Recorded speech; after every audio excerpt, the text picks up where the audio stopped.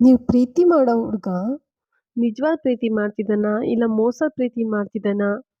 ನಿಜವಾಗಿ ಪ್ರೀತಿ ಮಾಡೋ ಹುಡ್ಗ ಜೊತೆಯಲ್ಲಿ ಹೇಗಿರಕ್ ಇಷ್ಟಪಡ್ತಾನೆ ಅಂತಂದ್ರೆ, ಒಂದ್ನೇದು ನಿಜವಾಗಿ ಪ್ರೀತಿ ಮಾಡೋ ಹುಡ್ಗ ನಿಮ್ಗೆ ತುಂಬಾನೇ ಟೈಮ್ ಕೊಡ್ತಾನೆ. ಅವನೆಷ್ಟೇ ಬ್ಯುಸಿ ಇದ್ರೂ ಸಹ ಅಟ್‌ಲೀಸ್ಟ್ ಒಂದ್ 5 ನಿಮಿಷ ಆದ್ರೂ ನಿಮ್ಗೋಸ್ಕರ ಫ್ರೀ ಕೊಟ್ಟೇ ಕೊಡ್ತಾನೆ. ಟೈಮ್ ಕೊಟ್ಟೇ ಕೊಡ್ತಾನೆ. 2ನೇದು ಆ ಹುಡ್ಗ ತಾನ್ ಪ್ರೀತಿ ಮಾಡೋ ಹುಡ್ಗಿ ಯಾವ ಹುಡ್ಗನ್ ಜೊತೆ ಕೂಡ ಮಾತಾಡ್ಬಾರ್ದು, ಜಾಸ್ತಿ ಕ್ಲೋಸ್ ಆಗಿರ್ಬಾರ್ದು ಅಂತ ಇಷ್ಟಪಡ್ತಾನೆ.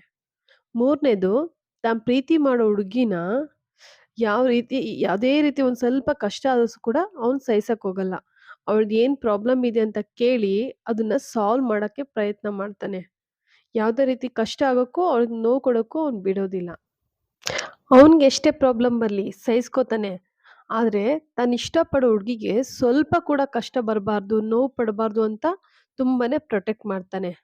4ನೇದು ತಾನ್ ಇಷ್ಟಪಡೋ ಹುಡ್ಗಿನ ಅವನು ಮೈ ತುಂಬಾ ಬಟ್ಟೆ ಹಾಕೋ ಅಂತ ಹೇಳ್ತಾ ಇರ್ತಾನೆ. ಹೊರ್ಗಡೆ ಜಾಸ್ತಿ ಹೋಗ್ಬೇಡ, ಜಾಸ್ತಿ ಹುಡುಗರ್ನ ಮಾತಾಡಿಸ್ಬೇಡ, ಆ ಹುಡ್ಗಿನ ಮಾತಾಡಿಸ್ಬೇಡ, ಅವ್ರು ಸರಿ ಇಲ್ಲ, ಈ ತರ ಎಲ್ಲ ಹೇಳ್ತಾನೆ.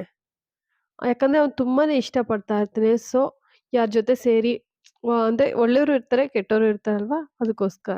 5ನೇದು ನೀವೇನಾದ್ರೂ ಬೇಜಾರಲ್ಲಿದ್ರೆ ಆ ದುಃಖನ ಕೇಳಿ ಆ ಬೇಜಾರನ್ನ ಹೋಗಿಸಿ ನಿಮ್ಮನ್ನ ನಗ್ಸೋಕ್ ಟ್ರೈ ಮಾಡ್ತಾನೆ. ತಾನೆಷ್ಟೇ ನೋವಲ್ಲಿದ್ರೂ ಸಹ ನಿಮ್ಗೆ ಸ್ವಲ್ಪ ನೋವಾದ್ರೂ ಕೂಡ ಅವ್ನು ಸಹಿಸಲ್ಲ. 6ನೇದು ನಿಜವಾದ ಪ್ರೀತಿ ಮಾಡೋ ಹುಡ್ಗ ಯಾವತ್ತೂ ನಿಮ್ಮ ದೇಹಕ್ಕೆ ಆಸೆ ಪಡಲ್ಲ. ನಿಮ್ಮ ಮನಸ್ಸನ್ನ ಆಸೆ ಪಡ್ತಾನೆ. ಯಾವಾಗ್ಲೂ ನಿಮ್ ಜೊತೆ ಇರಕ್ ಇಷ್ಟಪಡ್ತಾನೆ. ನಿಮ್ ಜೊತೆ ಖುಷಿಯಾಗಿರ್ಬೇಕು, ಸಂತೋಷವಾಗಿರ್ಬೇಕು ಅಂತ ಇಷ್ಟಪಡ್ತಾನೆ.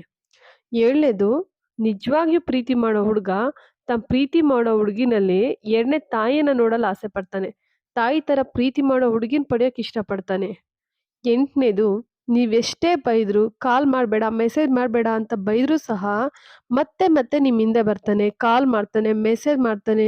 ನೀವೆಷ್ಟೇ ಅವಾಯ್ಡ್ ಮಾಡಿದ್ರು ಸಹ ನಿಮ್ಮನ್ ತುಂಬಾನೇ ಇಷ್ಟಪಡ್ತಾನೆ. 9ನೇದು ನೀವೇನೇ ತಪ್ಪು ಮಾಡಿದ್ರು ಸಹ ನಿಮ್ಮನ್ನ ತಿದ್ದಿ, ಬುದ್ಧಿ ಹೇಳಿ, ನಿಮ್ಮ ಜೊತೆಲೇ ಇರಕ್ ಇಷ್ಟಪಡ್ತಾನೆ ವಿನಃ ದೊಡ್ಡದ್ ಮಾಡ್ಬಿಟ್ಟು ಬೇಕಂತ ಜಗಳ ಮಾಡಲ್ಲ.